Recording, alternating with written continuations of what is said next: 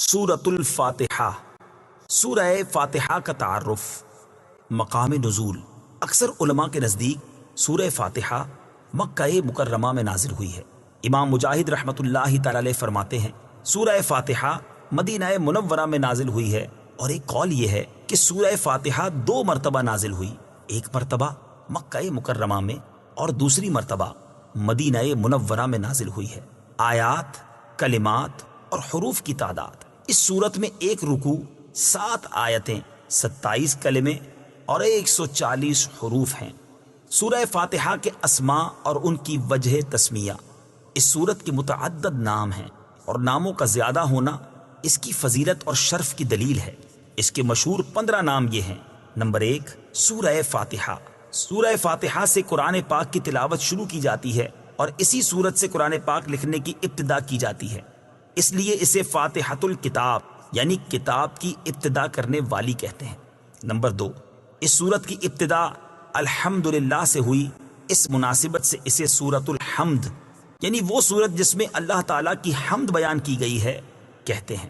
Number 3 اور 4، سورہ فاتحہ قرآن پاک کی اصل ہے، اس بنا پر اسے ام القرآن اور ام الکتاب کہتے ہیں۔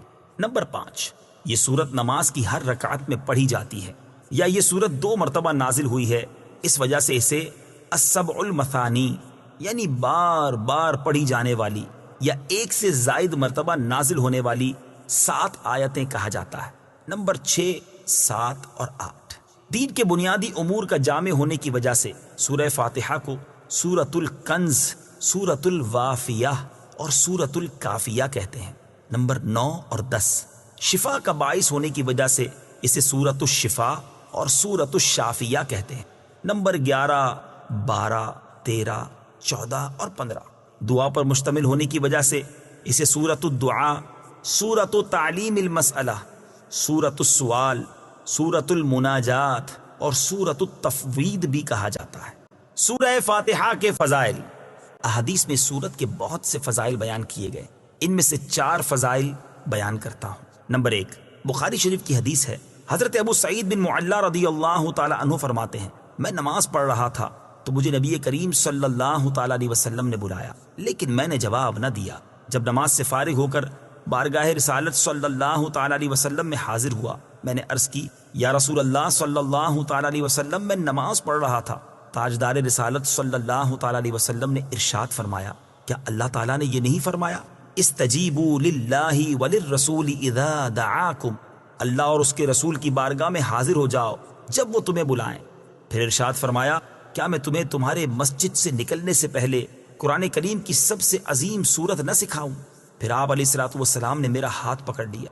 جب ہم نے نکلنے کا ارادہ کیا تو میں نے عرض کی، یا رسول اللہ صلی اللہ تعالی علیہ وسلم، آپ نے فرمایا تھا کہ میں ضرور تمہیں قرآن مجید کی سب سے عظمت والی سورت سکھاؤں گا۔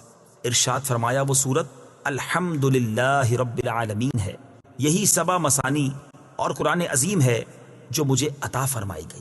نمبر 2، مسلم شریف کی حدیث ہے، حضرت عبداللہ ابن عباس رضی اللہ تعالی عنہما فرماتے ہیں، ایک فرشتہ آسمان سے نازل ہوا اور اس نے سید المرسلین صلی اللہ تعالی علیہ وسلم کی بارگاہ میں سلام پیش کر کے عرض کی، یا رسول اللہ صلی اللہ تعالی علیہ وسلم، آپ کو ان 2 نوروں کی بشارت ہو جو آپ کے علاوہ اور کسی نبی کو عطا نہیں کیے گئے، اور وہ 2 نور یہ ہیں، نمبر 1 سورہ فاتحہ، نمبر 2 سورہ بقرہ کی آخری آیتیں۔